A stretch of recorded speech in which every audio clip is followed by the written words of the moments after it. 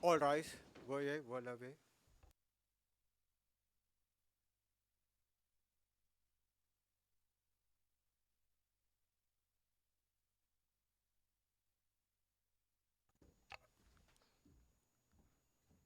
The International Criminal Tribunal for the former Yugoslavia is now in session. L'audience du tribunal pénal international pour l'ex-Yougoslavie est ouverte. Please be seated.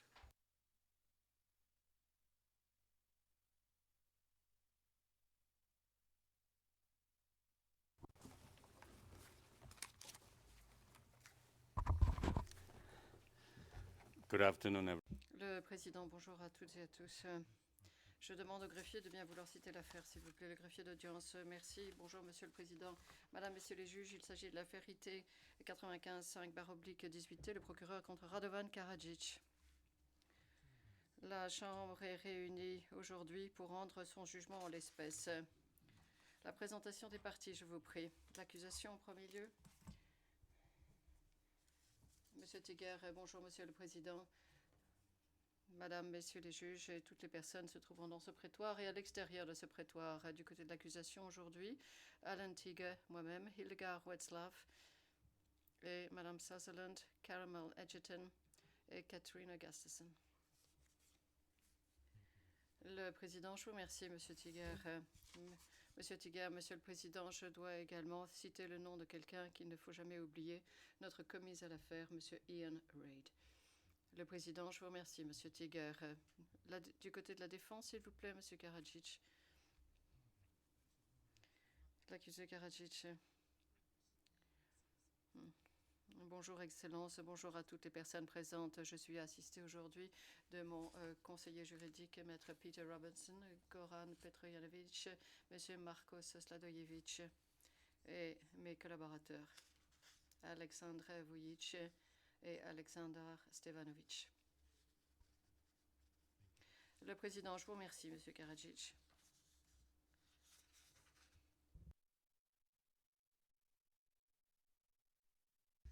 L'accusé est l'un des membres fondateurs du SDS. Il en a été le président de juillet 1990 à juillet 1996. Il a été le président du Conseil de sécurité nationale de la République serbe de Bosnie-Herzégovine. Et le 12 mai 1992, l'accusé a été élu président de la présidence de la République serbe de Bosnie-Herzégovine. À partir du 17 décembre 1992, il a été le président unique de la Republika Srpska et le commandant suprême des forces armées de la Republika Srpska.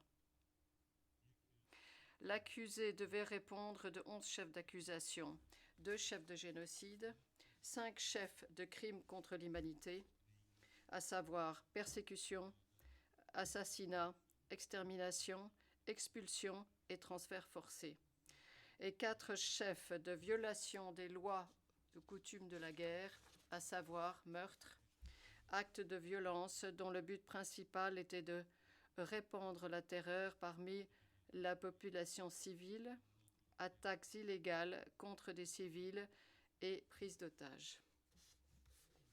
Dans l'acte d'accusation, il est allégué que l'accusé a participé à 4 entreprises criminelles communes, et plus précisément ceci. L'accusation a allégué ce qui suit. Dès octobre 1991 et jusqu'au 30 novembre 1995, l'accusé a participé à une entreprise criminelle commune visant à chasser à jamais les musulmans et les croates de Bosnie du territoire revendiqué par les Serbes de Bosnie en BIH par la perpétration des crimes retenus dans l'acte d'accusation, l'entreprise criminelle commune principale. Deuxièmement, entre avril 1992 et novembre 1995, l'accusé a participé à une entreprise criminelle commune visant à concevoir et mettre en œuvre une campagne de tir isolés et de bombardements contre la population civile de Sarajevo, dont le principal objectif d'y répandre la terreur. L'entreprise criminelle commune relative à Sarajevo. Troisièmement, entre le 26 mai et le 19 juin 1995, ou vers ces dates, l'accusation a participé à une entreprise criminelle commune visant à prendre en otage 200 membres des forces de maintien de la paix et observateurs militaires de l'ONU en vue de contraindre l'OTAN à renoncer aux frappes aériennes contre des objectifs militaires serbes de Bosnie. L'entreprise criminelle commune relative aux otages.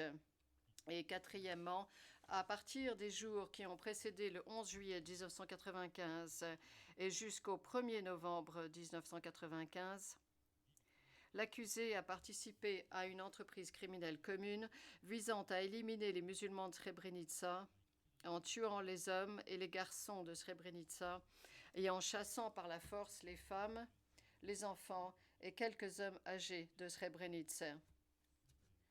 L'entreprise criminelle commune relative à Srebrenica. En outre, l'accusation reproche à l'accusé d'avoir planifié, incité à commettre, ordonné et ou aidé et encouragé les crimes retenus dans l'acte d'accusation. Elle le tient également responsable en tant que supérieur hiérarchique en vertu de l'article 7.3 du statut. L'accusation a fait sa déclaration liminaire les 27 octobre et 2 novembre 2009 et le premier témoin à charge a été entendu le 13 avril 2010. Le réquisitoire et la plaidoirie ont été entendus du 30 septembre au 7 octobre 2014.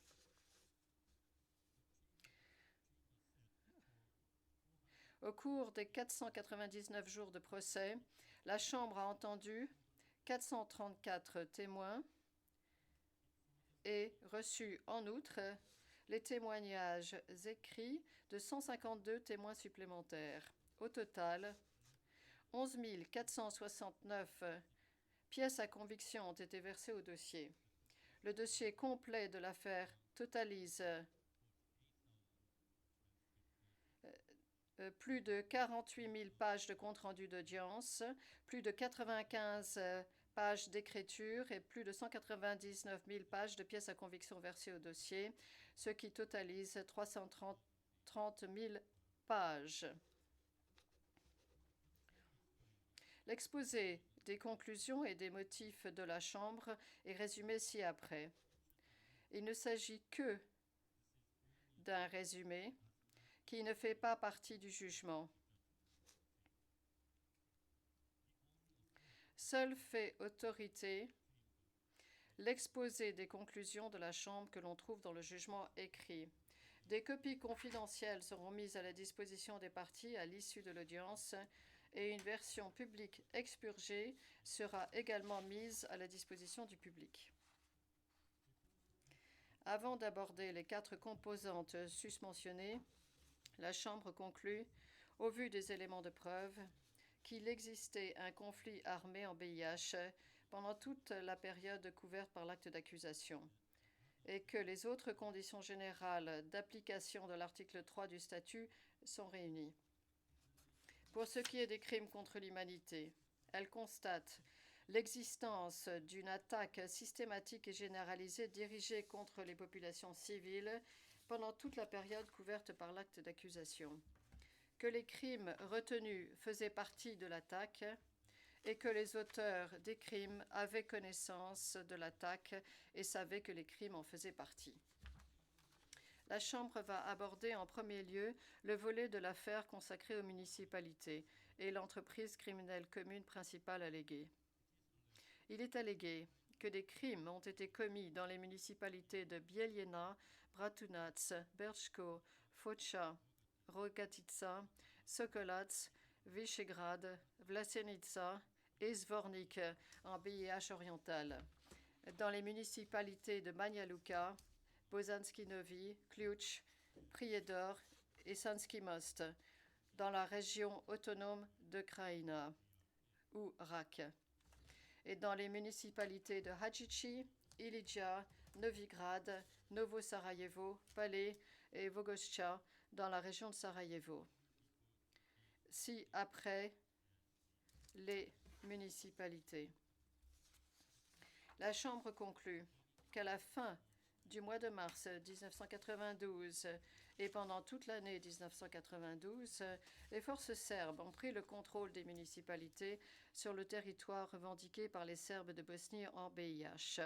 Lors de ces prises de contrôle bien planifiées et coordonnées, et après celles-ci, des crimes organisés et systématiques ont été commis contre les musulmans et les Croates de Bosnie qui vivaient dans ces municipalités.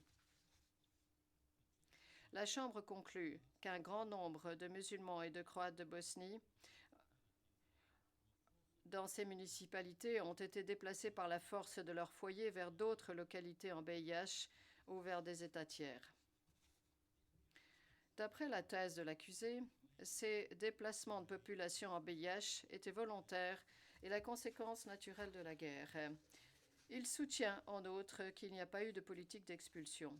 La Chambre conclut au contraire que, dans de nombreux cas, les victimes ont été contraintes par la force à partir après l'attaque de leur village et la prise de contrôle de leur ville par les forces serbes.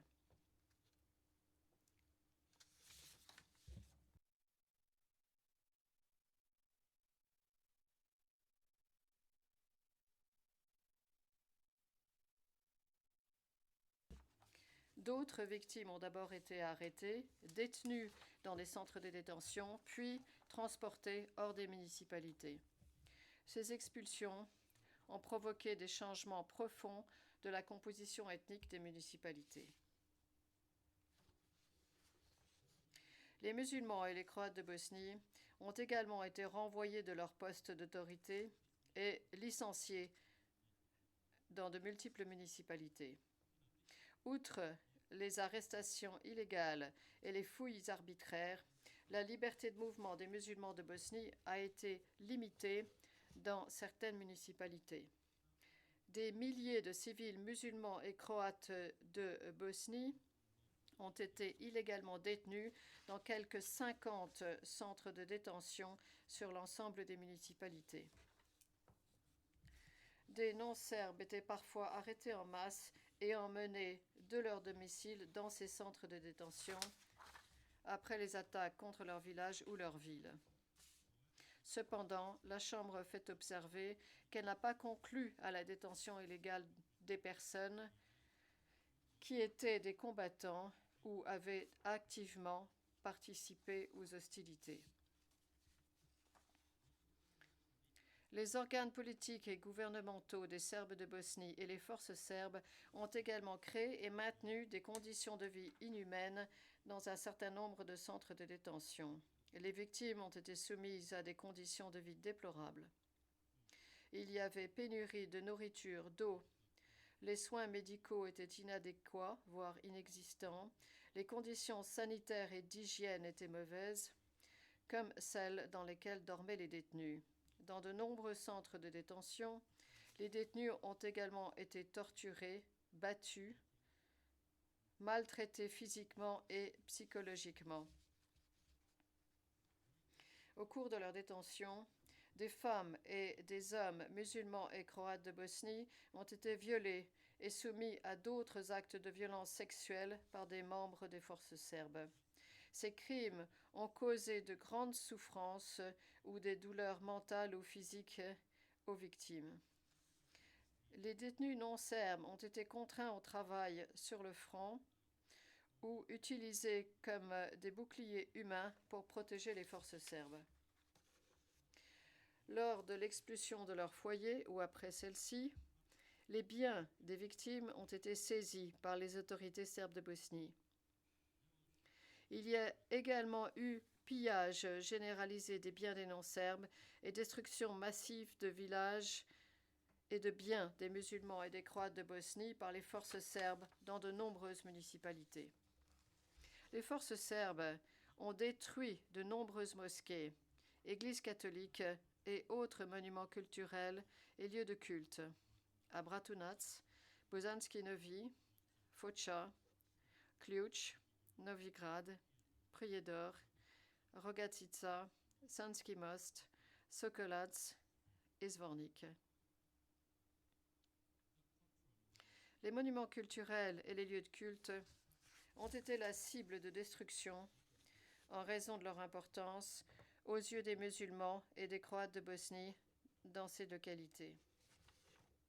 Cependant, même si la Chambre conclut également que des monuments culturels et des lieux de culte ont été détruits à Bijeljina, Pale et Vogošća, les éléments de preuve présentés sont insuffisants pour conclure au-delà de tout doute raisonnable qui était responsable de la destruction. Les forces serbes ont également tué de nombreux musulmans et croates de Bosnie pendant et après la prise de contrôle des municipalités. Des victimes ont été tuées lors d'exécutions en masse ou après les attaques des villages non serbes. Des victimes ont également été tuées par balles lors de leur détention ou emmenées en dehors des centres de détention et tuées par les forces serbes. Dans d'autres cas, les victimes sont décédées après avoir été violemment battues par les forces serbes ou du fait des conditions inhumaines auxquelles elles ont été soumises. Pour ce qui est des 26 meurtres allégués recensés dans les annexes, la Chambre conclut que l'élément constitutif du meurtre à grande échelle et l'intention requise ont été établis et que, par conséquent, ils sont assimilables à l'extermination. La Chambre conclut également que les auteurs des crimes ont choisi leurs victimes dans les municipalités sur la base de leur identité ethnique, en tant que musulmans ou croates de Bosnie, et que, par conséquent, ces crimes ont été commis avec une intention discriminatoire.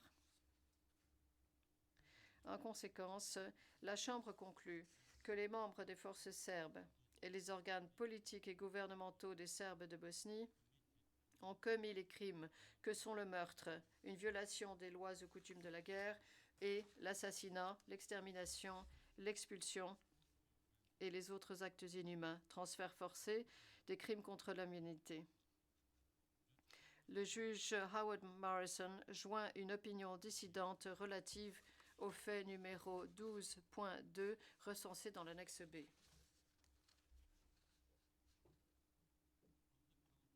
Au chef 1, l'accusation allègue que dans 7 municipalités, à savoir Bratunac, Foča, Ključ, Prijedor, Sanski Most, Vlasenica et Zvornik, la campagne de persécution alléguée ou l'escalade qu'elle a provoquée ont donné lieu à des actes motivés par l'intention assimilable au génocide. La Chambre conclut que dans ces municipalités, les membres des groupes protégés, c'est-à-dire les musulmans et les Croates de Bosnie, ont été tués et ont subi des atteintes graves à leur intégrité physique et mentale et que, par conséquent, les conditions requises pour établir l'élément matériel du crime visé aux articles 4.2 petit a et 4.2 petit b du statut sont satisfaites.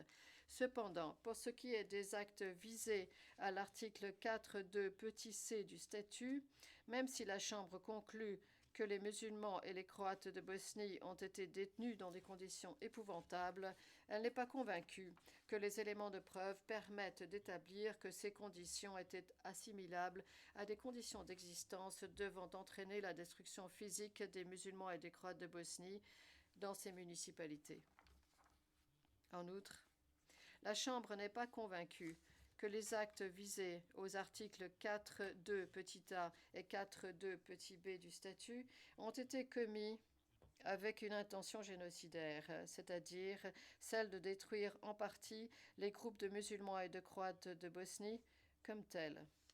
En conclusion, la Chambre n'a pas été en mesure d'identifier ou de déduire une intention génocidaire chez l'accusé, les membres présumés de l'entreprise criminelle commune, les auteurs matériels de ces actes, ni à partir des crimes systématiques qui ont été commis dans ces municipalités.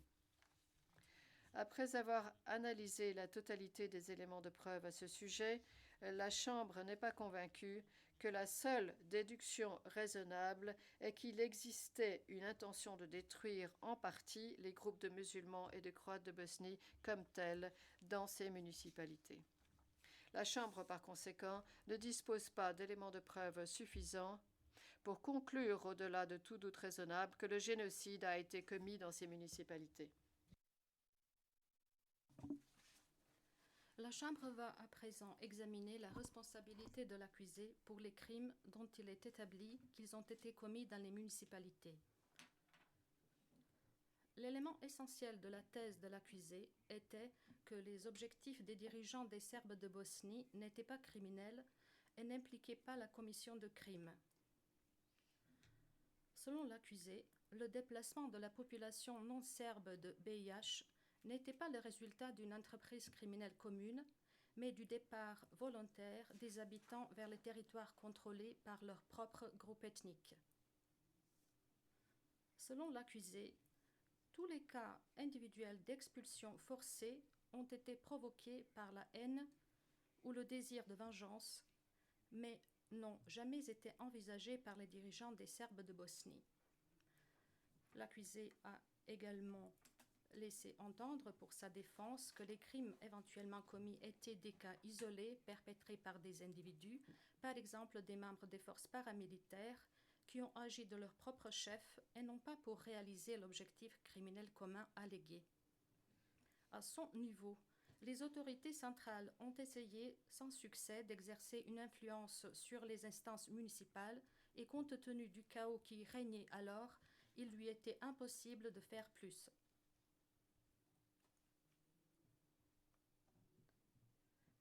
La Chambre conclut au contraire que la création des instances parallèles politiques et gouvernementales des Serbes de Bosnie, la campagne de prise de contrôle par la force des municipalités et l'expulsion des non-serbes ont été soigneusement coordonnées, dirigées et, en fin de compte, voulues par l'accusé et par les dirigeants des Serbes de Bosnie. Pour atteindre ces objectifs, des indications précises formulées dans les directives relatives aux municipalités de type A et B et dans les objectifs stratégiques ont été arrêtés et diffusés par l'accusé et par les dirigeants des Serbes de Bosnie.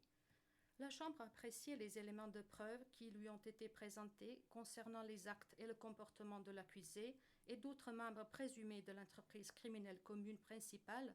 Elle leur a accordé le poids qui convenait compte tenu de la manière systématique et organisée dont les crimes ont été commis dans chacune des municipalités.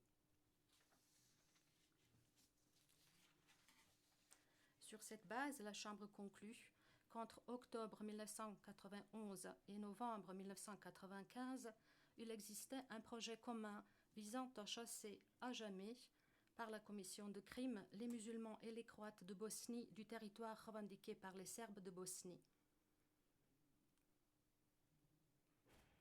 L'accusé, Momčilo Krajišnik, Nikola Koljević, Biljana Plavšić, Ratko Mladić, Mićo Stanišić, Momčilo Mandić, Željko Rajnatović, Arkan et Vojislav Šešelj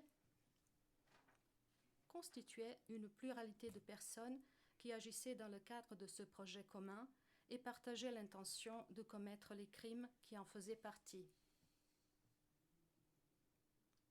La Chambre conclut également que l'accusé a contribué de manière importante à l'entreprise criminelle commune principale.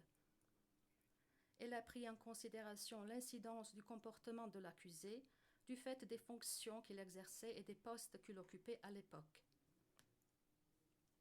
L'accusé jouait un rôle de premier plan dans le développement et la promotion de l'idéologie et de la politique du SDS, ainsi que dans la création des organes parallèles gouvernementaux, militaires, policiers et politiques qui ont servi à établir et maintenir le contrôle exercé sur le territoire revendiqué par les Serbes de Bosnie et à réaliser l'objectif de l'entreprise criminelle commune principale.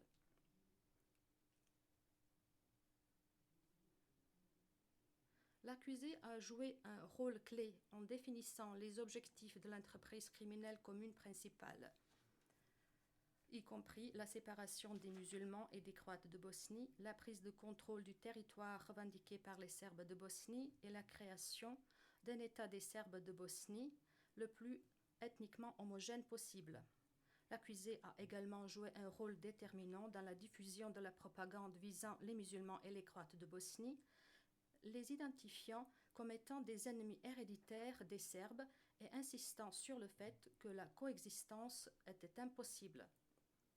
L'accusé a exploité ce récit historique et ses déclarations ont servi à susciter chez les Serbes de Bosnie la peur et la haine des musulmans et des Croates de Bosnie et ont eu pour effet d'exacerber les divisions et les tensions ethniques en BiH.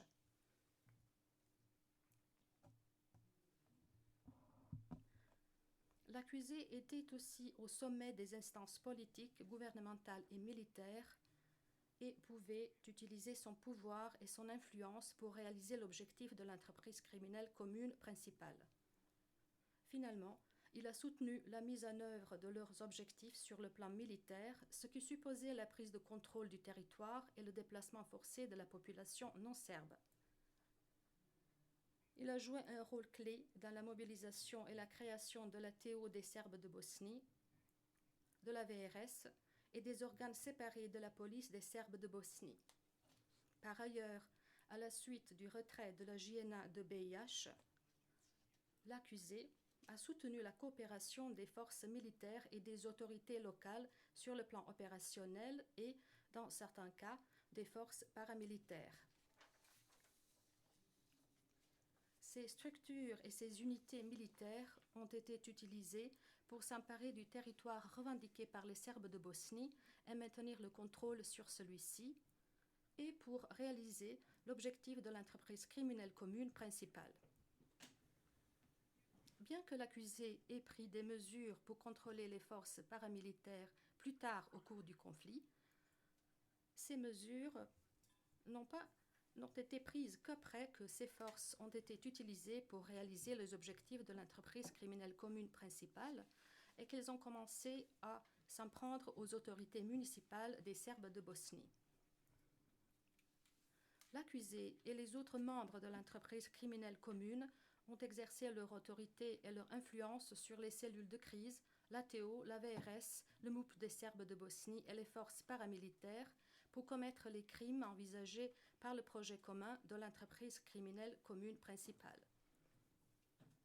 En outre, des forces paramilitaires, des Serbes de la région, la JNA, le MUP des Serbes de Bosnie, l'ATO et des unités de la VRS ont parfois agi sur l'ordre des cellules de crise qui étaient placées sous l'autorité de l'accusé et sur lesquelles celui-ci exerçait une influence pour commettre des crimes et contribuer par là même à la réalisation du projet commun.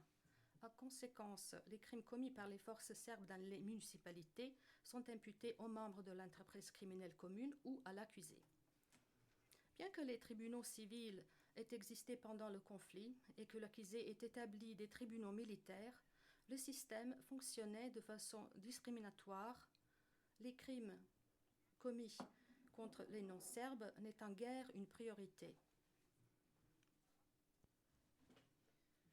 Le fait que l'accusé n'a pas usé de son autorité pour empêcher, comme il convenait, les crimes contre les non-serbes et pour en punir les auteurs a donné à penser que de tels actes criminels seraient tolérés pendant la période d'existence de l'entreprise criminelle commune principale et par conséquent a eu pour effet d'encourager et de faciliter la commission des crimes qui s'inscrivaient dans le cadre de l'objectif de l'entreprise criminelle commune.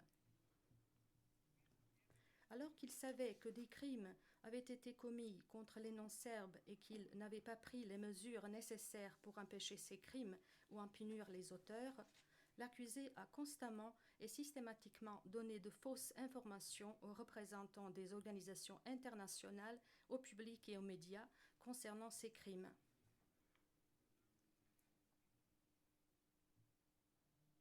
En niant que des crimes étaient commis par les forces serbes dans les municipalités et en décrivant de manière trompeuse la situation sur le terrain, alors qu'il en avait parfaitement connaissance, l'accusé a créé un climat propice à la poursuite des crimes par les forces serbes, crime qui favorisait la réalisation de l'objectif commun de l'entreprise criminelle commune.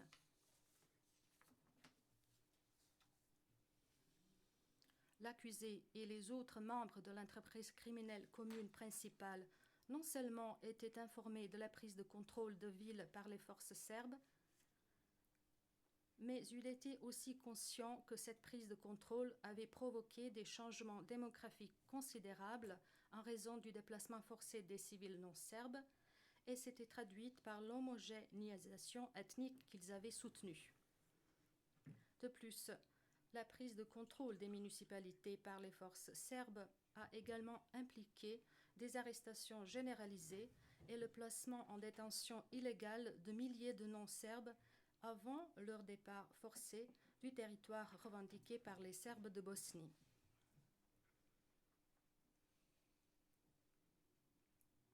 L'accusé et les dirigeants des Serbes de Bosnie n'étaient pas seulement au courant de l'existence de ces centres de détention, mais ils se sont servis de la détention illégale comme d'un élément essentiel pour atteindre l'objectif de l'entreprise criminelle commune principale. Sur la base de ces constatations, la Chambre conclut que la seule déduction qui puisse être raisonnablement faite est que les membres de l'entreprise criminelle commune principale avaient l'intention de commettre les crimes que sont l'expulsion, le transfert forcé et les persécutions pour atteindre l'objectif de l'entreprise criminelle commune principale. Les actes sous-jacents aux persécutions qui étaient envisagés par les membres de l'entreprise criminelle commune et s'inscrivaient dans le cadre de l'objectif de l'entreprise criminelle commune principale étaient le transfert forcé, l'expulsion, la détention illégale et l'application et le maintien de mesures restrictives et discriminatoires. L'accusé et les autres membres de l'entreprise criminelle commune partageaient l'intention de commettre ces crimes. Néanmoins, la Chambre n'est pas convaincue que les autres actes sous-jacents aux persécutions ou les autres crimes que sont le meurtre et l'extermination faisaient partie du projet commun ou étaient envisagés par l'accusé.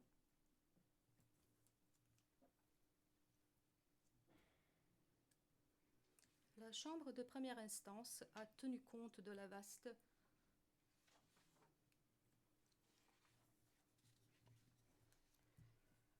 La Chambre de première instance a tenu compte de la vaste portée géographique du projet commun et conclut que nul ne s'est véritablement préoccupé de la manière dont le pouvoir a été pris dans les municipalités et dont l'objectif de l'entreprise criminelle commune principale a été mis en œuvre. La Chambre conclut que compte tenu de la nature du projet commun et de la manière dont celui-ci a été mis en œuvre, il était prévisible que les forces serbes pourraient commettre des crimes violents contre les non-serbes pendant et après la prise de contrôle des municipalités et la campagne visant à chasser les non-serbes par la force. De plus, les éléments de preuve présentés pour établir la connaissance qu'avait l'accusé des activités criminelles dans les municipalités montrent qu'il avait pleinement connaissance du climat de peur extrême dans lequel les non-serbes étaient contraints à partir. La Chambre conclut aussi que l'accusé savait que le projet commun, dans le cadre duquel des milliers de non-serbes étaient expulsés en masse de leur domicile pendant et après la prise de contrôle des villes et des villages, et étaient détenus dans des centres de détention dans les municipalités, a été exécuté dans un climat de tension interethnique et de violence.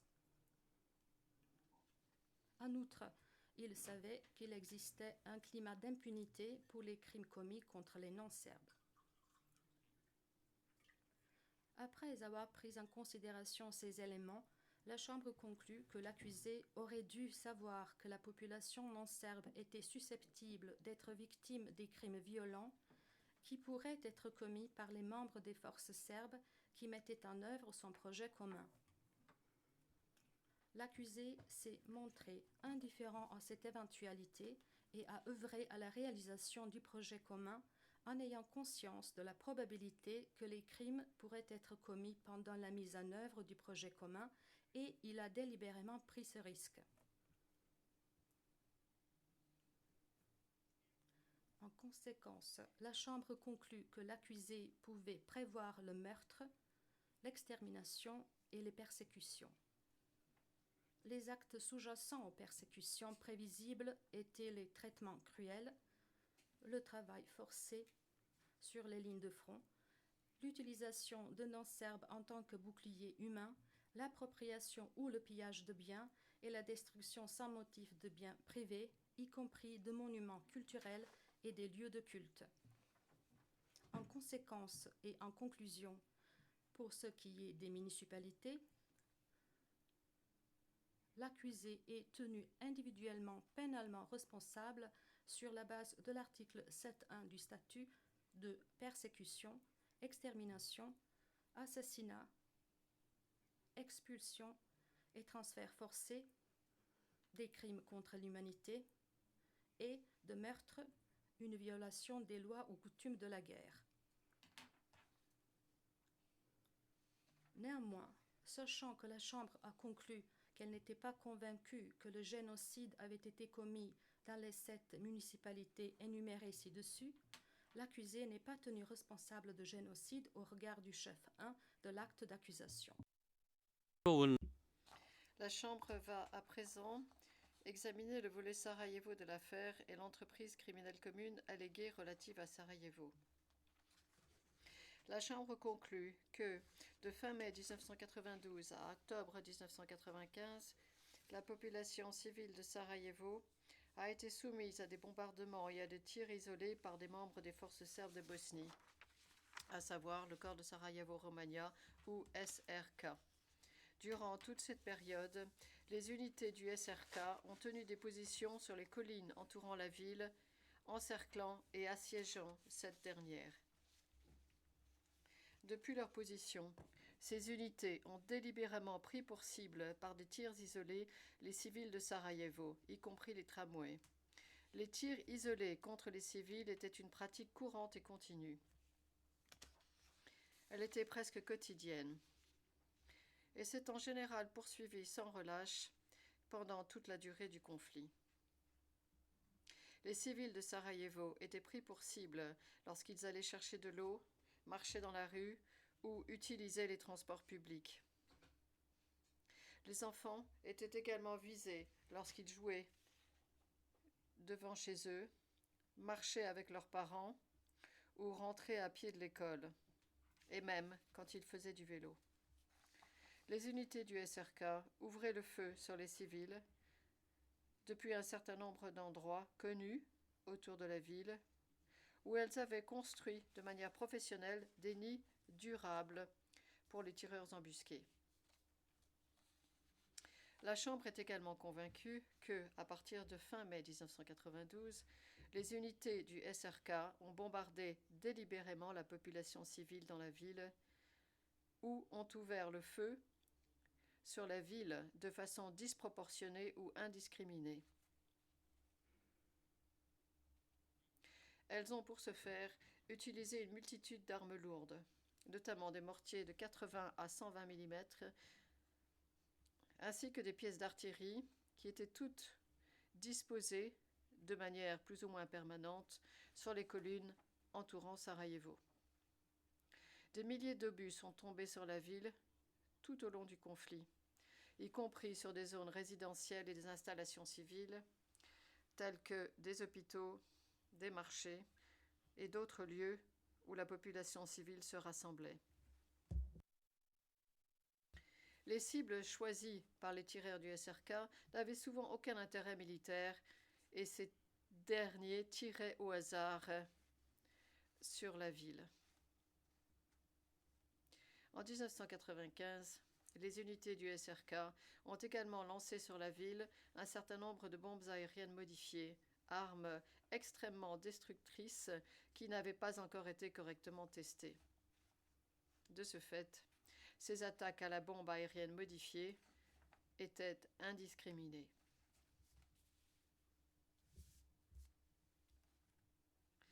Les tirs isolés et les bombardements visant les civils se sont poursuivis pendant plus de 3 ans. Gardant à l'esprit la durée et la nature de cette campagne, la Chambre conclut que les unités du SRK et leurs commandants avaient l'intention de prendre les civils pour cible et de tirer sur la ville de façon indiscriminée et disproportionnée. Par conséquent, la Chambre est convaincue que le SRK a mené une campagne de tirs isolés et de bombardements sur Sarajevo dans l'intention, entre autres, de terroriser la population civile qui y vivait. La Chambre conclut en outre que cette campagne a fait des milliers de blessés et de morts parmi les civils dans la ville pendant la période des faits. De plus, la Chambre fait remarquer que tous les civils de la ville à l'époque ont vécu dans une peur extrême et connu de grandes épreuves car ils ne savaient jamais quand ils seraient pris pour cible par le SRK.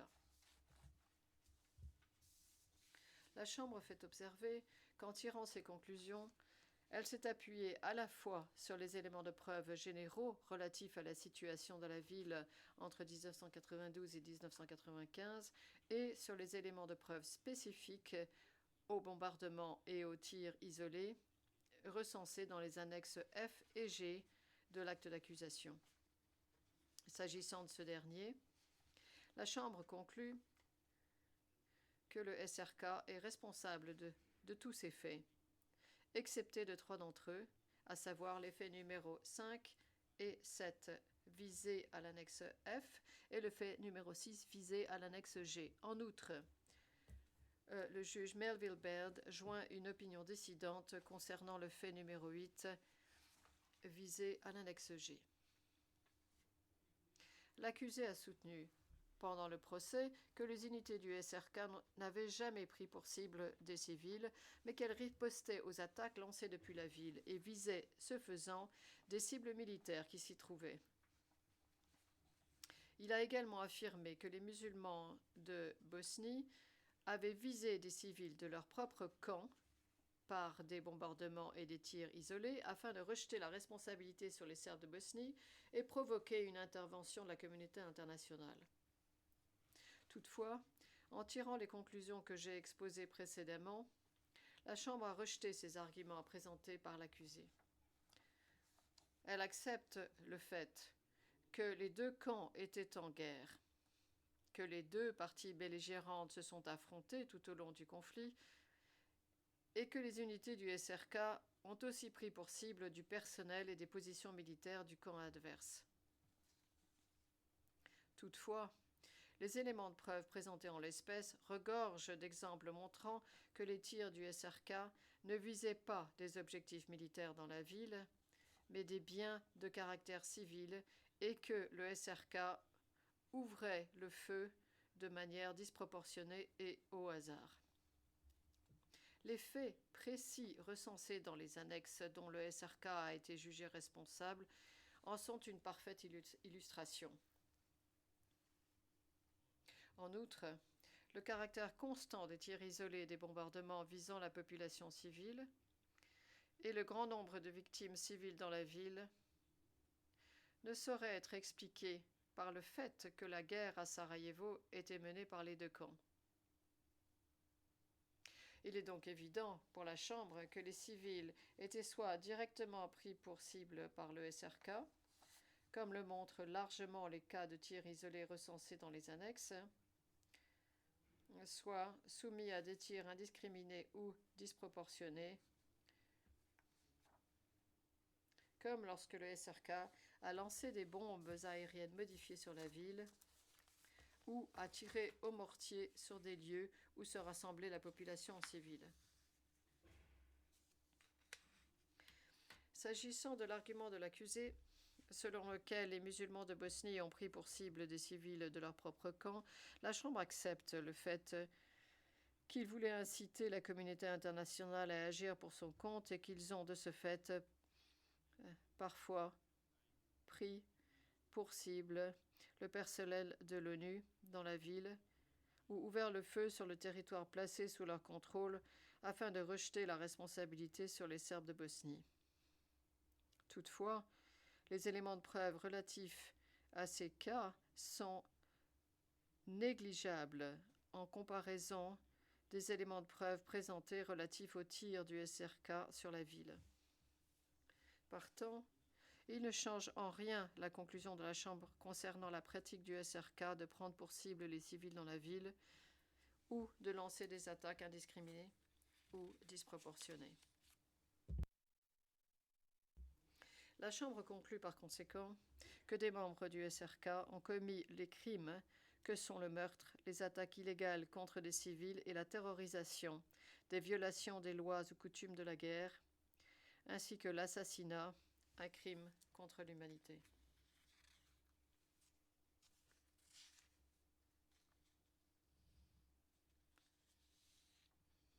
La Chambre en vient à présent à la responsabilité de l'accusé pour ces crimes.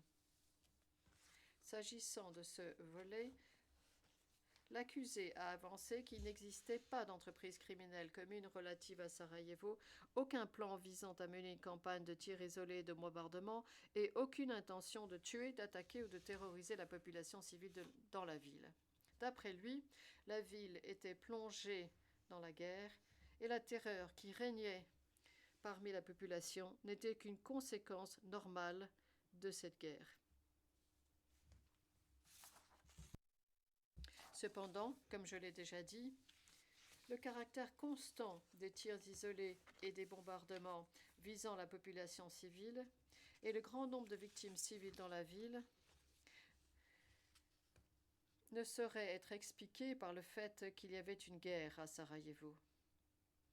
En outre, la Chambre est convaincue que les tireurs embusqués ou les unités de tireurs embusqués du SRK ainsi que les sections de mortiers et d'artillerie, étaient sous le contrôle du commandement du SRK et, en définitive, de l'état-major principal de la VRS. Enfin, dès le début du conflit en BiH, les dirigeants politiques et militaires des Serbes de Bosnie, en particulier l'accusé, Momčilo Krajnik, Nikola Koljević, Biljana Plavšić et Ratko Mladić, ont reconnu et défendu l'importance de Sarajevo pour la cause des Serbes de Bosnie et le conflit en BiH. La ville était importante non seulement en raison de ce qu'elle symbolisait et du fait que sans elle, les musulmans de Bosnie n'auraient pas un État indépendant opérationnel, mais aussi parce qu'elle revêtait une signification particulière pour l'accusé, qui la considérait comme sa ville. De ce fait, tous voulaient prendre le contrôle de Sarajevo, ou, à tout le moins, de certains quartiers de la ville, un projet auquel ils se sont consacrés tout au long du conflit et qui, compte tenu du caractère multiethnique de la ville, ne pouvait être réalisé que par un déluge de feu, c'est-à-dire par des tirs isolés et des bombardements. Par conséquent, la Chambre conclut qu'un projet commun a existé de fin mai 1992 à octobre 1995 et qu'il a été conçu par les dirigeants politiques et militaires des Serbes de Bosnie. Ce projet avait pour objectif principal de répandre la terreur parmi la population civile de Sarajevo par une campagne de tirs isolés et de bombardements. Sur la base des éléments de preuve relatifs aux tirs isolés et aux bombardements recensés dans les annexes, la Chambre est également convaincue que ce projet impliquait le meurtre, la terrorisation et les attaques illégales contre des civils. L'accusé, Ratko Mladić, Stanislav Galić, Dragomir Milosevic, Momčilo Krajnik, Nikola Koljević et Biljana Plavšić ont formé une pluralité de personnes qui ont agi en vertu de ce projet commun et partagé l'intention requise pour les crimes qui entraient dans le cadre de celui-ci. La Chambre conclut également que l'accusé a apporté une contribution importante à ce projet. À la tête des structures politiques, militaires et gouvernementales, l'accusé a soutenu Mladić dans la stratégie qu'il menait à Sarajevo, qui consistait à intensifier la campagne de tirs isolés et de bombardements et à résoudre militairement la situation dans la ville. En sa qualité de commandant suprême de la VRS, l'accusé a également pris ou approuvé des directeurs militaires qui concernaient Sarajevo et a donc prolongé le siège de la ville, ce qui a permis en retour de poursuivre sans relâche la campagne de tirs isolés et de bombardement. De plus, exerçant un contrôle de jure sur le SRK et la VRS qu'il a pu exercer tout au long du conflit, l'accusé est directement intervenu dans les questions militaires concernant Sarajevo et a donné de nombreux ordres à cet égard, tant sur le plan stratégique qu'opérationnel. Il a en outre promu et récompensé Mladic, Galic et Dragomir Milosevic à plusieurs reprises, alors qu'il savait qu'ils étaient impliqués dans des attaques lancées contre des civils de Sarajevo.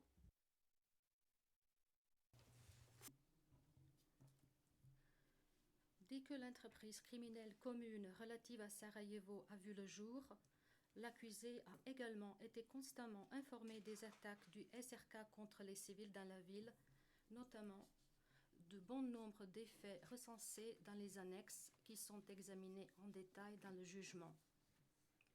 Toutefois, au lieu de veiller à ce que les civils ne soient plus pris pour cible, il a nié la responsabilité du SRK dans ces attaques et a accusé les musulmans de Bosnie de les avoir menées. Il a en outre éludé les critiques formulées concernant les tirs du SRK en soulevant des questions sans rapport avec le sujet ou en soulignant qu'il était nécessaire d'agir de la sorte pour défendre le territoire serbe de Bosnie. Alors que le système de justice militaire au sein de la VRS et du SRK fonctionnait parfaitement, aucun soldat du SRK n'a été poursuivi pour avoir ouvert le feu sur des civils de Sarajevo, ce qui montre que l'impunité absolue était de règle dans le SRK.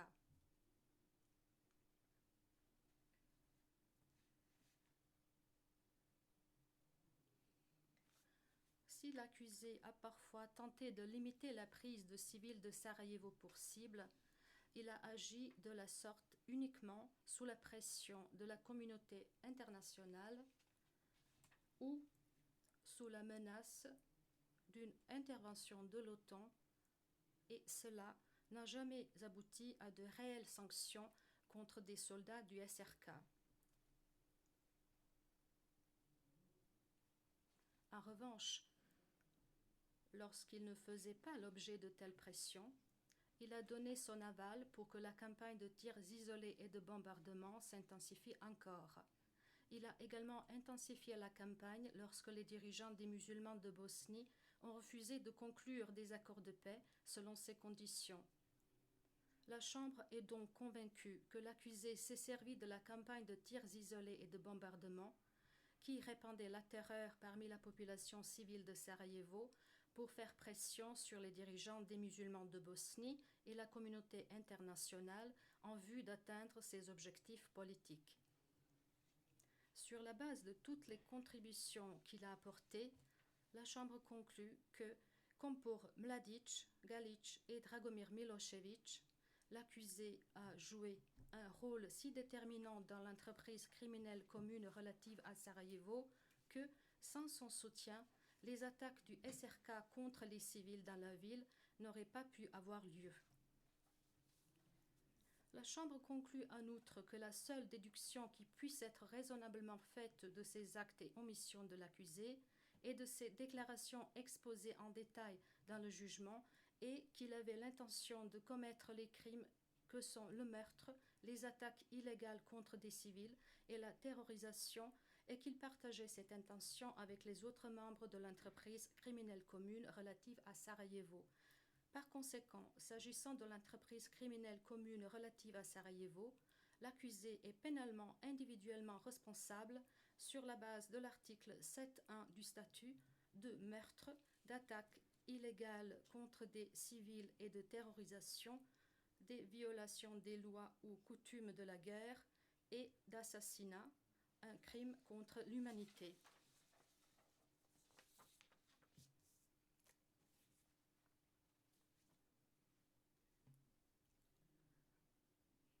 La Chambre en vient à présent au volet des otages. Le 26 mai 1995, à la suite des frappes aériennes menées par l'OTAN contre des objectifs militaires serbes de Bosnie à Palais, des membres de la FORPRONU et des observateurs militaires de l'ONU présents en BIH ont été détenus par les forces serbes de Bosnie et emmenés en divers endroits de BIH. Certains d'entre eux ont été conduits dans des lieux présentant l'intérêt militaire pour les Serbes de Bosnie, tels que la station radar de Jahorina et plusieurs casernes. Pendant leur détention par les forces serbes de Bosnie, les membres de l'ONU ont été menacés. Certains ont été informés qu'on s'en prendrait à eux, voire qu'on les tuerait si l'OTAN procédait à d'autres frappes aériennes. Ces menaces ont été communiquées à l'ONU. Certains ont été menottés devant des lieux présentant un intérêt militaire. Dès lors qu'il est apparu clairement que l'OTAN ne procéderait plus à des frappes aériennes, l'accusé a ordonné la libération des membres de l'ONU et le 18 juin, ils ont tous été libérés. La Chambre conclut que l'ensemble du personnel de l'ONU détenu par les forces serbes de Bosnie bénéficiait des protections prévues à l'article 3 commun, y compris l'interdiction des prises d'otages. La Chambre rejette l'argument de l'accusé selon lequel, compte tenu des frappes aériennes menées par l'OTAN, les membres de l'ONU étaient considérés comme des combattants et ne pouvaient donc pas bénéficier des protections prévues à l'article 3 commun. La Chambre conclut que l'ONU et les forces de maintien de la paix qui lui sont associées n'étaient pas parties au conflit et, en outre, que le personnel de l'ONU pris en otage ne participait pas directement aux hostilités. Entre le 26 mai environ et le 19 juin 1995, des membres de la FORPRONU et des observateurs militaires de l'ONU ont été détenus par les forces serbes de Bosnie et menacés en vue d'obtenir une concession, à savoir la cessation des frappes aériennes de l'OTAN contre les objectifs militaires serbes de Bosnie en BIH.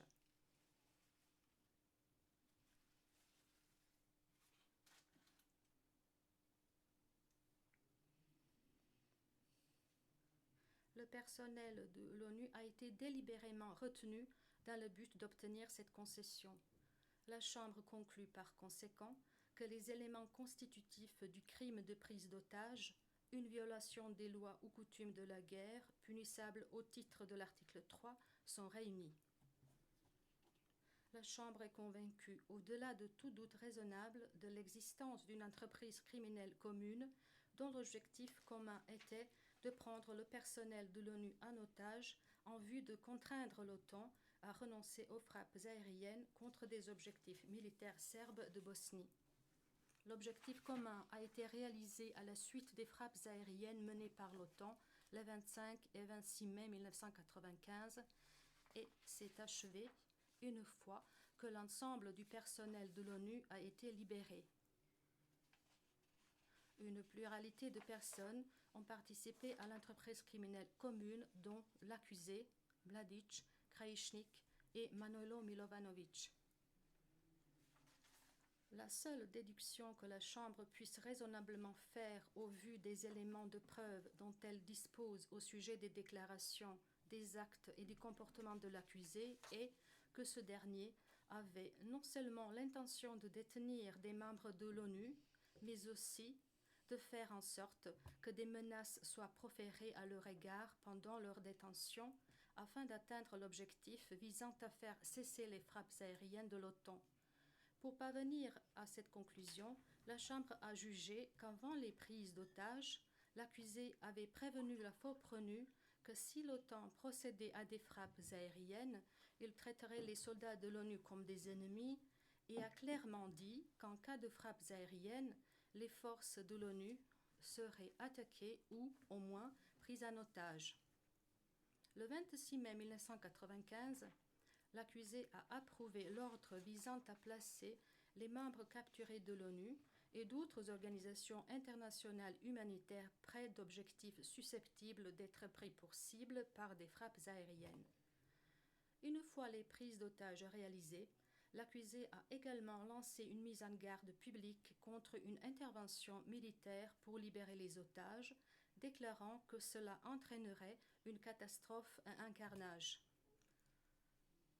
Par conséquent, la Chambre rejette l'argument de l'accusé selon lequel l'accusation n'a pas prouvé qu'il était dans l'état d'esprit requis pour ce crime et son affirmation selon laquelle, même s'il a approuvé la détention des membres de l'ONU, il n'a jamais envisagé ni accepté que des menaces soient proférées à leur égard.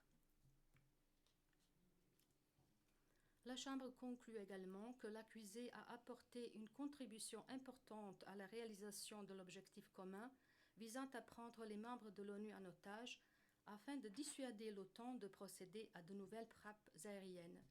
L'accusé était l'élément moteur de la prise d'otages et a participé activement à tous les aspects des faits en cause. Il a participé directement à la prise d'otages des membres de l'ONU, comme en témoigne sa participation à l'élaboration et la mise en œuvre du plan de la prise d'otages, les déclarations dans lesquelles il a appelé à attaquer et prendre le personnel de l'ONU en otage, les ordres qu'il a donnés à d'autres personnes de prendre les membres de l'ONU en otage et de les placer dans des lieux présentant un intérêt militaire pour la VRS après les frappes aériennes de l'OTAN, son suivi des opérations de prise d'otages, les rapports qu'il a reçus sur les otages, les conditions qu'il a posées à la libération des otages. S'agissant de l'entreprise criminelle commune relative aux otages, l'accusé est pénalement individuellement responsable sur la base de l'article 7.1 du statut de prise d'otages, une violation des lois ou coutumes de la guerre.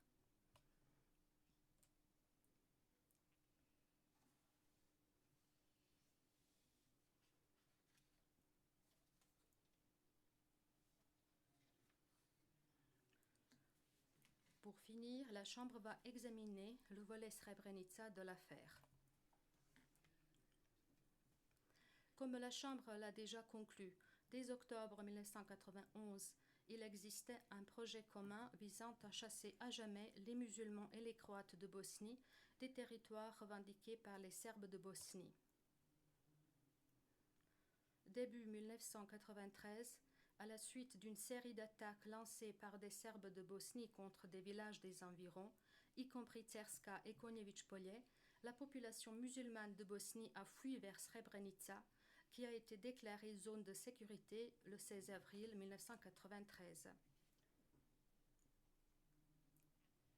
En mars 1995, l'accusé a pris la directive numéro 7, dans laquelle il a ordonné au corps de la Drina de créer une situation invivable d'insécurité totale, ne laissant aucun espoir de survie ou de vie future aux habitants de Srebrenica ou de Jepa. Fin de citation. À la suite de la prise de la directive numéro 7, les restrictions imposées aux convois d'aide humanitaire et de réapprovisionnement de la force PRONU ont été renforcées, entraînant des conditions de vie désastreuses dans l'enclave de Srebrenica. Le 2 juillet, quelques jours après la visite de l'accusé au commandement du corps de la Drina, Milenko Jivanović, commandant du corps de la Drina, a donné un ordre relatif à des opérations de combat qui visaient à ramener les enclaves de Srebrenica et de Jepa à leur taille de zone urbaine. Les forces serbes de Bosnie ont lancé des opérations de combat le 6 juillet et le 9 juillet. L'accusé a été informé que des conditions favorables avaient été créées pour élargir l'attaque vers Srebrenica. Il a donné son accord et a ordonné la prise de Srebrenica. Le 11 juillet, en fin de journée, la ville est tombée en mains des forces serbes de Bosnie. Celles-ci ont appelé les dernières personnes encore sur place à quitter leur maison. S'adressant aux caméras de télévision, Mladić a dit, début de citation, « Enfin, le moment est venu de nous venger des Turcs de la région ». Fin de citation. La population musulmane de Bosnie avait déjà fui les bombardements incessants de la ville en début de journée. La grande majorité des hommes valides a formé une colonne et a quitté l'enclave pour essayer de rejoindre Tuzla à pied, tandis que les femmes, les enfants et les hommes âgés se sont dirigés vers le nord, vers la base de l'ONU à Potocari. Alors qu'ils fuyaient, le groupe qui se dirigeait vers la base de l'ONU a été bombardé. La situation humanitaire à Potocari était également catastrophique. Dans la nuit du 12 au 13 juillet, les musulmans de Bosnie qui s'étaient rassemblés à Potocari entendaient des tirs dans les environs. Certains ont vu des membres des forces serbes de Bosnie frapper des musulmans de Bosnie et leur infliger des violences sexuelles, tandis que d'autres musulmans de Bosnie ont été emmenés par des membres des forces serbes de Bosnie et ne sont pas revenus. Toutes ces circonstances ont intensifié la peur et la panique qui régnaient à Potocari. Ce soir-là et le lendemain matin, Mladic a convoqué des membres de la Forprenue et des représentants de la population musulmane de Bosnie rassemblés à Potocari à une série de 3 réunions à l'hôtel Fontana à Bratunac dans le but de débattre du sort des musulmans de Bosnie. Pendant l'une des réunions, Mladic a dit aux représentants des musulmans de Bosnie qu'il voulait, début de citation, savoir clairement si vous voulez survivre, rester ou disparaître. L'avenir de votre peuple est entre vos mains et pas seulement sur ce territoire. Fin de citation. Cependant, pendant la nuit, Mladic, Jivanovic et Radislav Krstic, commandant en second du corps de la Drina, ont mobilisé un nombre considérable d'autocars devant rejoindre Bratunac le lendemain. Lors de la 3e et dernière réunion tenue à l'hôtel Fontana le lendemain matin, Mladic a donné l'impression qu'il respecterait les souhaits des représentants des musulmans de Bosnie, mais a également laissé entendre que ceux-ci n'avaient pas d'autre choix que de partir s'ils voulaient survivre. Il a également annoncé que les hommes musulmans de Bosnie âgés de 15 à 70 ans environ feraient l'objet de contrôles. Juste avant la réunion, Vujadin Popovic, chef de la sécurité du corps de la Drina, a dit à Momir Nikolic, chef de la sécurité de la brigade de Bratunac, que les femmes et les enfants musulmans de Bosnie rassemblés à Potocari seraient transférés, tandis que les hommes en âge de porter les armes seraient séparés. Popovic a dit à Nikolic que, début de citation, tous les Baliyas devraient être tués. Fin de citation.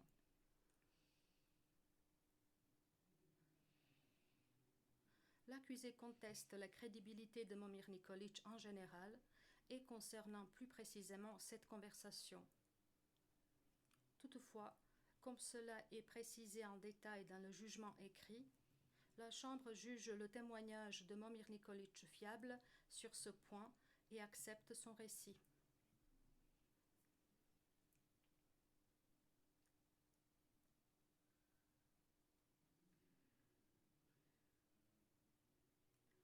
Entre le 12 juillet à midi et le 13 juillet à 20 h, environ 30 000 musulmans de Bosnie, des femmes, des enfants et des hommes âgés, ont été embarqués dans des autocars et emmenés de Potocari vers le territoire sous contrôle musulman. Gardant à l'esprit les déclarations faites par Mladic lors des réunions à l'hôtel Fontana, la Chambre conclut que l'ensemble des conditions créées par les restrictions imposées à l'aide humanitaire conformément à la directive numéro 7, l'attaque contre Srebrenica, ainsi que le climat qui régnait à Potocari ont créé un climat coercitif dans lequel les musulmans de Bosnie n'avaient d'autre choix que de quitter l'enclave.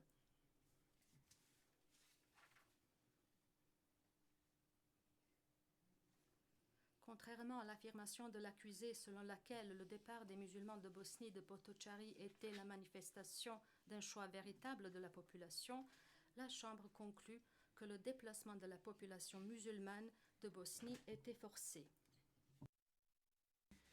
Compte tenu de la totalité des éléments de preuve, et en particulier de la mobilisation massive d'autocars qui s'est opérée alors que les forces serbes de Bosnie renforçaient leur contrôle sur les musulmans de Bosnie rassemblés à Potocari, la Chambre conclut que, dès la chute de Srebrenica, la stratégie à long terme visant à déplacer la population musulmane de l'enclave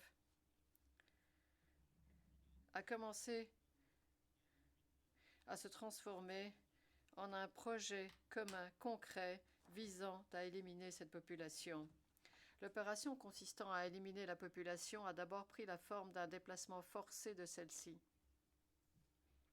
La Chambre ne doute pas un instant que les assurances données par Mladic lors des réunions à l'hôtel Fontana servaient simplement à dissimuler le fait que le projet commun concret de déplacer de force les femmes, enfants et hommes âgés musulmans de Srebrenica à bord de véhicules mobilisés existait déjà. Compte tenu de la participation généralisée des forces serbes de Bosnie à l'encerclement et en définitive à la prise de contrôle de Potocari, ainsi qu'à l'opération massive d'embarquement, la Chambre est convaincue que Ratko Mladic, Milenko Jivanovic, Radislav Kerstic, Vujadin Popovic et Svetozar Kosoric partageaient l'objectif commun visant à éliminer les musulmans de Bosnie de Srebrenica en déplaçant de force les femmes, les enfants et les hommes âgés.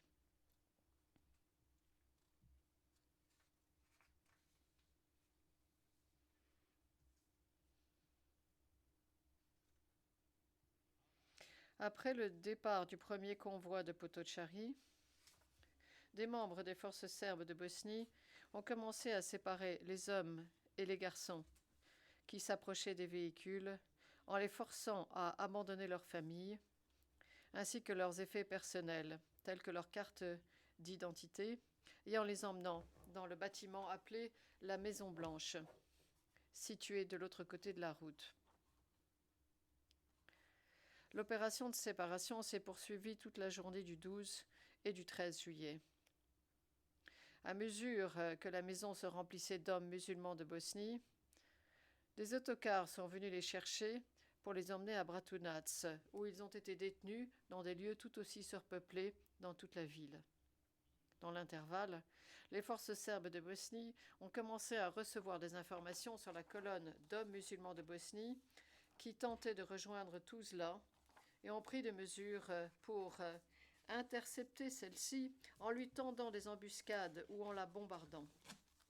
À la suite d'attaques énergiques menées contre la colonne par les forces serbes lancées à sa poursuite le 13 juillet, entre 1500 et 2000 hommes musulmans de Bosnie qui s'étaient rendus ou avaient été capturés ont été détenus par les forces serbes de Bosnie au carrefour de Konjević-Polje, dans la prairie de Sandici et au stade de football de Nova Kasaba. Dans l'après-midi et dans la soirée, les détenus ont été emmenés à l'entrepôt de Kravica ou à bord de camions et d'autocars dans la ville de Bratunac. De la fin de l'après-midi jusqu'au lendemain, pendant toute la nuit, les forces serbes de Bosnie ont tué entre 755 et 1016 hommes musulmans de Bosnie à l'entrepôt de Kravica. Ce soir-là, Miroslav Deronic, nommé 2 jours auparavant par l'accusé au poste de commissaire aux affaires civiles pour la municipalité de Srebrenica, s'est plaint à Ljubisha Behara, chef de la sécurité de l'état-major principal, de la présence d'autocars remplis de détenus et garés dans toute la ville de Bratunac, qui était source d'inquiétude pour la population de la ville. Vers 20 heures, Deronich a parlé à l'accusé, qui a voulu savoir combien de milliers. Deronich a répondu qu'il y en avait 2 pour l'instant, mais qu'il y en aurait plus dans la nuit. L'accusé a alors dit à Deronich, et je cite, « Toute la marchandise doit être placée à l'intérieur des entrepôts avant demain midi. Pas ces entrepôts là-bas, mais ailleurs. » Fin de citation. Au début de cette soirée, et sur l'ordre de Mladic, des milliers d'hommes musulmans de Bosnie ont été emmenés en autocar de Bratunac à Zvornik, où ils ont été détenus pendant de courtes périodes à l'école d'Orahovac, à l'école de Petkovci, à l'école de Rochevich, à l'école de Kula et au centre culturel de Pilica. Au cours des quelques jours qui ont suivi, ils ont été emmenés de leur lieu de détention à d'autres endroits situés à proximité dans toute la municipalité de Zvornik. Un champ à Orahovac, le barrage de Petkovci, les rives de la Drina près de Kozluk et la ferme militaire de Branievo. Sur place, ils ont été abattus par des membres des forces serbes de Bosnie. Bien avant les meurtres à grande échelle commis à Zvornik, dès le 12 juillet, des hommes musulmans de Bosnie ont été abattus par les forces serbes de Bosnie à Potocari, la prairie de Sandici, l'école de Luke, près de Tišća, sur la rive de la Jadar, et devant l'école Vuk Karadžić à Bratunac. Dans les jours qui ont suivi la fin de l'opération meurtrière à Zvornik, des membres des forces serbes de Bosnie ont continué à tuer des hommes musulmans de Bosnie qui étaient sous leur garde, comme à Snagovo, Bišćina et Trnovo. Les éléments de preuve présentés en l'espèce ont montré qu'au moins 5115 hommes musulmans de Bosnie avaient été tués en relation avec les meurtres recensés dans les annexes de l'acte d'accusation. Cependant, la Chambre n'est pas en mesure d'établir, au-delà de tout doute raisonnable, que le fait numéro 2 visé à l'annexe E a eu lieu tel qu'il est allégué dans l'acte d'accusation.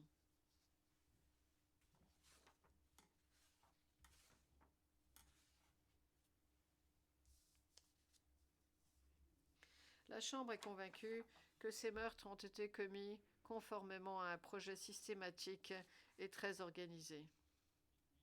Pour tirer cette conclusion, la Chambre garde à l'esprit que les forces serbes de Bosnie ont commencé à obtenir des renseignements détaillés sur la présence des hommes musulmans de Bosnie parmi la population rassemblée à Potocari dans la nuit du 11 juillet.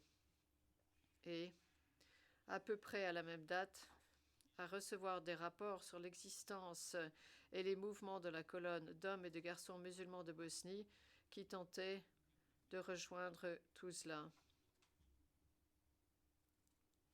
En outre, avant la 3e réunion tenue à l'hôtel Fontana le 12 juillet à 10h, Popovic a informé Mimir Nikolic que tous les Balia devraient être tués. La Chambre est convaincue que le projet de tuer tous les hommes et garçons de Srebrenica valide existait lorsque la 3e réunion tenue à l'hôtel Fontana a débuté. L'accusé soutient que le projet de tuer les hommes et les garçons musulmans de Bosnie détenus par les forces serbes de Bosnie n'existait pas, au moins avant les meurtres commis dans l'après-midi du 13 juillet à l'entrepôt de Kravica.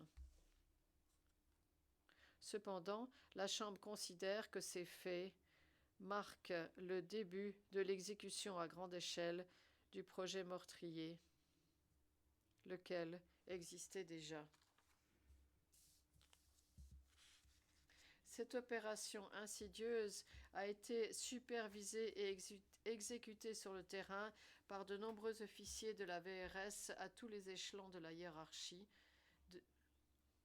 de l'état-major principal aux membres des bataillons des brigades de Zvornik et de Bratunac. La Chambre prend note en particulier de la présence d'officiers de la sécurité de l'état-major principal, du corps de la Drina et de la brigade de Zvornik, à savoir Behara, Popovic et Drago Nikolic, sur les lieux des meurtres dans tout Zvornik entre le 14 et le 17 juillet 1995.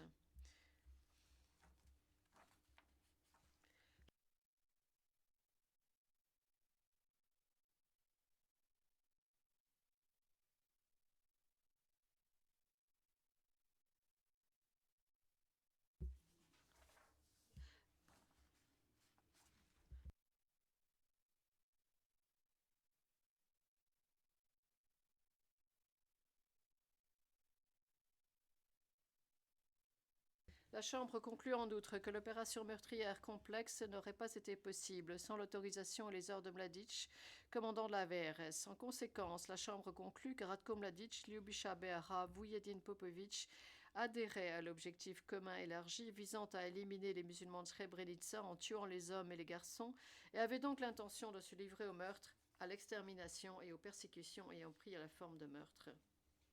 De plus, la Chambre prend note de l'énergie avec laquelle les forces serbes de Bosnie se sont lancées à la poursuite des membres de la colonne et de leur détermination féroce à tuer tous les hommes musulmans de Bosnie détenus par les Serbes de Bosnie, qu'ils soient combattants ou civils, et qu'ils aient été capturés dans la colonne et qu'ils se soient rendus. La Chambre considère que cet élément,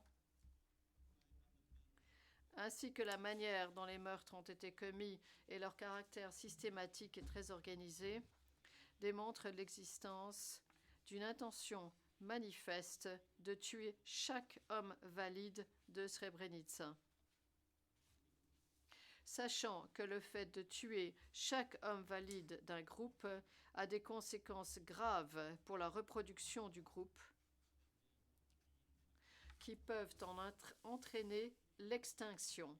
La Chambre conclut que la seule déduction qui puisse être raisonnablement tirée est que des membres des forces serbes de Bosnie qui ont orchestré cette opération avaient l'intention de détruire les musulmans de Bosnie de Srebrenica comme tels. Pour conclure, gardons à l'esprit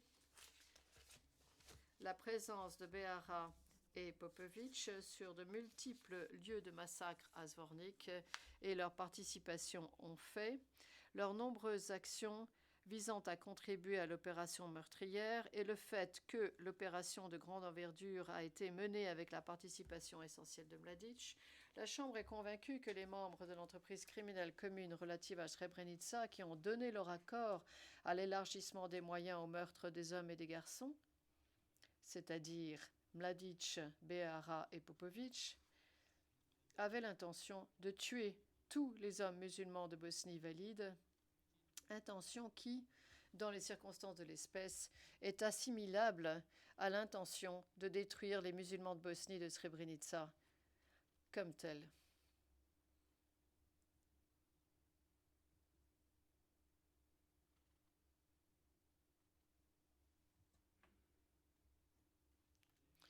La Chambre va à présent examiner la responsabilité de l'accusé dans les crimes dont elle a conclu qu'ils ont été commis en relation avec le volet Srebrenica de l'affaire. L'accusé reconnaît qu'il a approuvé le projet initial de réduire l'enclave de Srebrenica et par la suite de prendre le contrôle de la ville non défendue de Srebrenica, mais soutient que l'exécution des musulmans de Bosnie détenus n'a jamais été envisagée dans le cadre de ce projet. L'accusé affirme qu'il n'a jamais été informé de ces meurtres. La Chambre a conclu que, au moins, lorsque la directive numéro 7 a été prise en mars 1995, l'accusé et Mladic avait formé un projet à long terme visant à chasser les musulmans de Srebrenica par la force et considère que la mise en place par l'accusé des structures serbes de Bosnie dans l'enclave démontre l'intention de chasser à jamais la population musulmane de Bosnie par la force. Pour tirer cette conclusion, la Chambre fait observer que pendant toutes les opérations menées à Srebrenica, l'accusé était tenu informé par différents moyens, y compris par les échanges qu'il a eus avec des officiers de haut rang de la VRS tels que Milan Gvero et Zdravko Tolimir, ainsi que Jivanovic dans la nuit du 11 juillet et Mladic dans l'après-midi du 13 juillet. L'accusé a également rencontré à 2 reprises Tomislav Kovac du MUP de la Republika Srpska, qui a passé la soirée du 13 juillet et la journée du 14 juillet dans les régions de Bratunac et de Srebrenica. L'accusé a aussi reçu des rapports écrits réguliers de plusieurs organes des forces serbes de Bosnie, y compris des rapports de combat quotidiens de la VRS qui indiquaient que les forces serbes de Bosnie avaient vu très peu d'hommes musulmans de Bosnie valides à Potocari et décrivaient les actions menées par ces forces contre la colonne.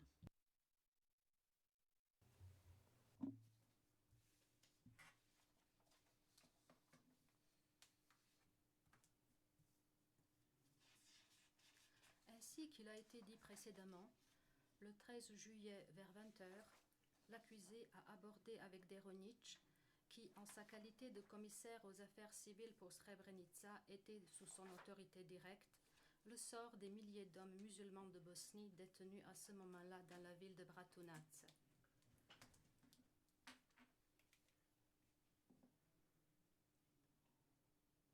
Même si les deux interlocuteurs n'ont pas évoqué explicitement dans leur conversation le meurtre des détenus, ils ont utilisé un langage codé parlant des détenus comme d'une marchandise qui devait être placée à l'intérieur des entrepôts avant le lendemain midi.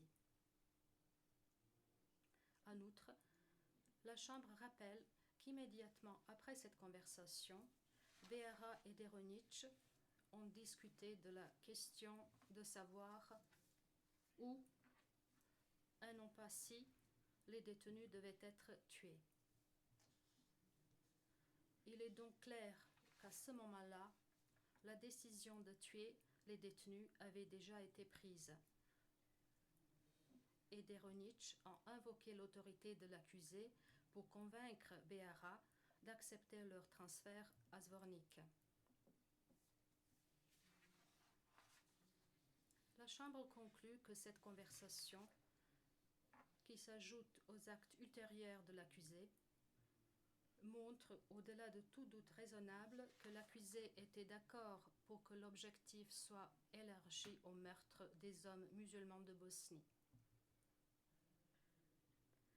En sa qualité de président de la Republika Srpska et de commandant suprême de la VRS, l'accusé était la seule personne à Republika Srpska qui avait le pouvoir d'intervenir pour empêcher le meurtre des hommes musulmans de Bosnie. Pourtant, au lieu d'intervenir pour empêcher ces meurtres, il a lui-même ordonné que les hommes musulmans de Bosnie détenus à ce moment-là à Bratunac soient transférés ailleurs pour être tués. Ces hommes ont été emmenés à Zvornik où ils ont été tués. Ayant parfaitement connaissance de l'opération meurtrière en cours, l'accusé a déclaré l'état de guerre dans la région de la municipalité de Srebrenica-Skelani le 14 juillet. Cela a concrètement permis aux forces armées déployées dans la zone de responsabilité du corps de la Drina d'utiliser tous les moyens humains et matériels sans avoir à suivre des procédures complexes, ce qui a facilité l'opération meurtrière en cours.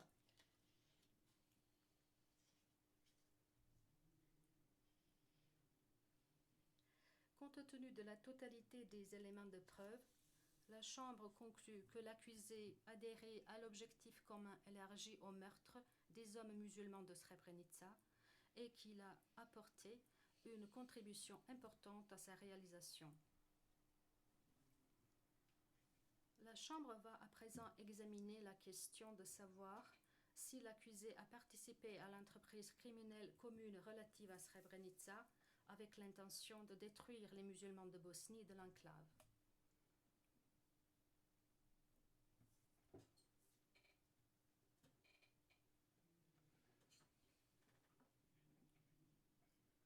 Il ne fait aucun doute pour la Chambre que l'accusé savait que les milliers d'hommes musulmans de Bosnie détenus par les forces serbes de Bosnie dans la région de Srebrenica représentaient une fraction très importante des hommes musulmans de Srebrenica.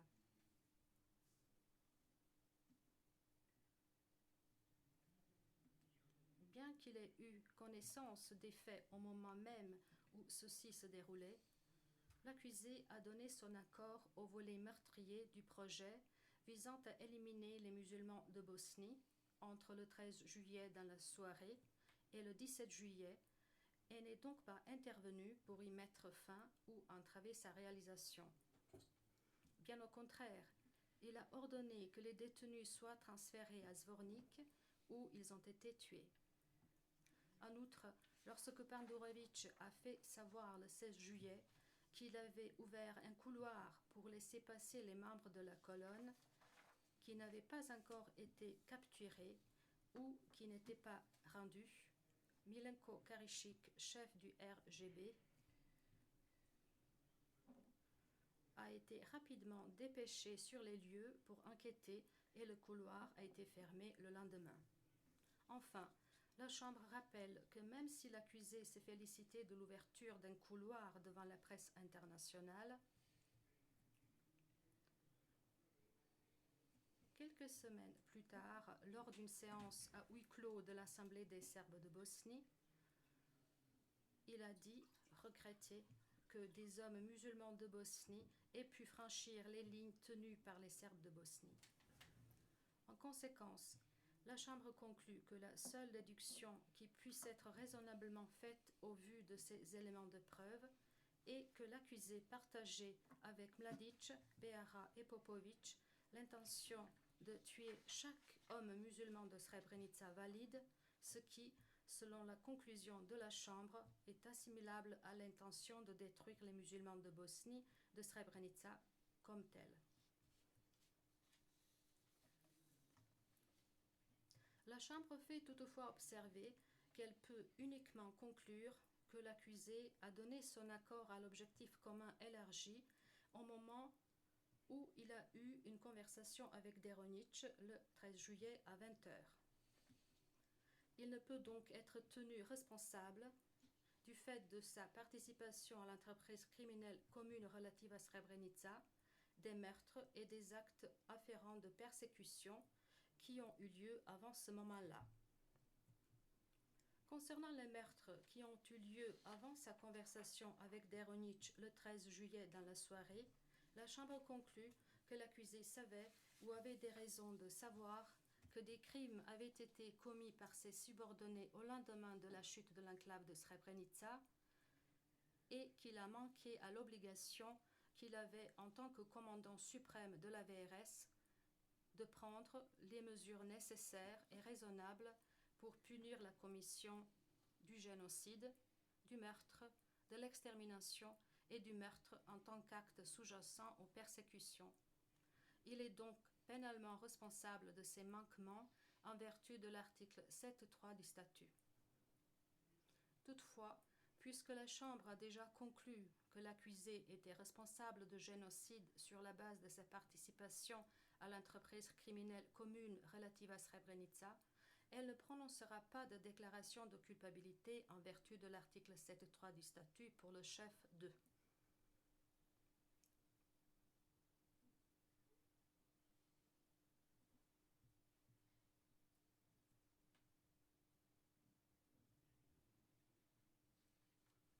La Chambre va à présent aborder la peine. Pour déterminer la peine qui s'impose, elle a tenu compte de la gravité des crimes dont l'accusé a été déclaré coupable et de la contribution importante qu'il a apportée à leur commission. Les crimes en question sont parmi les crimes les plus odieux en droit pénal international et incluent l'extermination en tant que crime contre l'humanité et le génocide. Concernant les circonstances atténuantes, l'accusé a présenté des éléments de preuve à propos d'un accord qu'il dit avoir conclu avec Richard Holbrooke en juillet 1996 et au terme duquel il a démissionné des fonctions qu'il occupait au sein du gouvernement et du parti et s'est retiré de la vie publique, étant entendu qu'il ne serait pas poursuivi devant le tribunal. La Chambre considère que, quelles que soient là ou les raisons qui ont poussé l'accusé à renoncer à ses fonctions en juillet 1996, cette décision constitue une circonstance atténuante.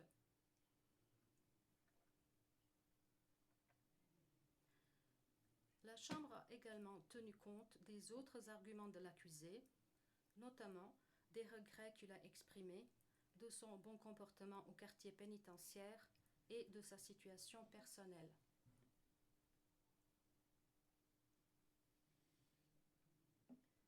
Pour ce qui est du cumul des déclarations de culpabilité, dans les cas de meurtre, lorsque les faits sont les mêmes, la Chambre conclut que l'assassinat, un crime contre l'humanité, est englobé dans l'extermination et aucune déclaration de culpabilité n'est prononcée pour le chef 5 s'agissant de ces faits. Pour tous les autres cas de meurtre avérés, la Chambre prononce une déclaration de culpabilité pour assassinat en tant que crime contre l'humanité. Cela n'a aucune incidence sur la déclaration de culpabilité prononcée pour meurtre en tant que violation des lois ou coutumes de la guerre visées à l'article 3 du statut, qui peut se cumuler avec l'assassinat et l'extermination en tant que crime contre l'humanité.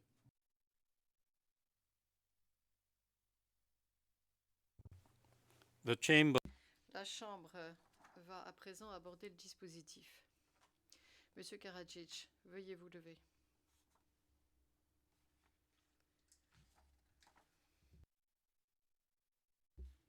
Par les motifs résumés pendant cette audience, la Chambre, ayant examiné tous les éléments de preuve présentés par l'accusation et la défense, vous déclare Radovan Karadzic non coupable du chef 1, génocide.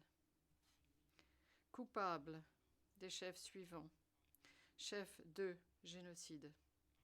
Chef 3, persécution, un crime contre l'humanité. Chef 4, extermination, un crime contre l'humanité. Chef 5, assassinat, un crime contre l'humanité. Chef 6, meurtre, une violation des lois ou coutumes de la guerre. Chef 7, expulsion, un crime contre l'humanité. Chef 8, transfert forcé, autres actes inhumains, un crime contre l'humanité. Chef 9, terrorisation, une violation des lois ou coutumes de la guerre. Chef 10, attaques illégales contre des civils, une violation des lois ou coutumes de la guerre. Et chef 11, prise d'otage, une violation des lois ou coutumes de la guerre. La Chambre vous condamne, Radovan Karadzic, à une peine unique de 40 ans d'emprisonnement. Vous pouvez vous rasseoir, Monsieur Karadzic. L'accusé est en détention préventive depuis le 21 juillet 2008. En application de l'article 101C du règlement, il a droit à ce que le temps passé en détention soit déduit de la durée totale de la peine. En application de l'article 103C du règlement, l'accusé restera sous la garde du tribunal jusqu'à ce que soient arrêtées les dispositions nécessaires pour son transfert vers l'État dans lequel il purgera sa peine. Le juge Howard Morrison et le juge Melville Baird joignent des opinions partiellement dissidentes. L'audience est levée.